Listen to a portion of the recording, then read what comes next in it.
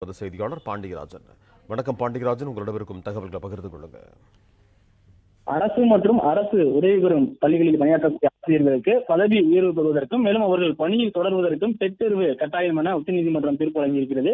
இந்நிலையில் தமிழகத்தை பொறுத்தவரைக்கும் 85,000 1 லட்சம் ஆசிரியர்கள் டெட் தேர்வு எழுதாமல், அதாவது 2009 முன்பாக பணியில் சேர்க்கப்பட்டது. அவர்கள் டெட் தேர்வு எழுதுவதற்கு கட்டாயம் என சொல்லப்பட்ட நிலையில் 1 லட்சம் ஆசிரியர்கள் பாதிக்கப்படுவதற்கான வாய்ப்பு இருப்பதாக கூறி தற்போது பள்ளிக்கல்வித்துறையினுடைய தலைமைச் செயலாளர் சந்திரமோகன் சட்ட நிபுணர்களுடனான ஒரு ஆலோசனையை மேற்கொள்ள இருப்பதாக தகவல் வெளியாகியிருக்கிறது. சென்னை தலைமைச் செயலகத்தில் நடைபெறும் கூட்டத்தில் அரசு வழக்கறிஞர்கள் உட்பட பள்ளிக்கல்வித்துறை சார்ந்த அதிகாரிகள் எல்லாம் அதில் பங்கேற்பார்கள் என்று தெரிவிக்கப்பட்டிருக்கிறது. குறிப்பாக உச்சநீதிமன்றத்தினுடைய தீர்ப்பின்படி அந்த 5 ஆண்டுகளுக்கு மேல் ஒரு ஓய்வு பெறக்கூடிய காலம் இருப்பவர்கள் 2 ஆண்டுக்குள் கட்டாயம் தேர்வு எழுத வேண்டும், அதில் தேர்ச்சி பெற வேண்டும். இல்லை என்றால் அவர்கள் கட்டாய ஓய்வு எடுத்துக்கொள்ள வேண்டும், அல்லது அவர்கள் பணியிலிருந்து விலக வேண்டும் என்கின்ற ஒரு அறிவுறுத்தல் வழங்கியிருந்தது.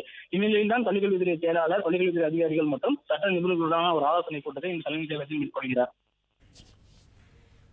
நன்றி பாண்டியராஜன், உங்க தகவல்களுக்கு.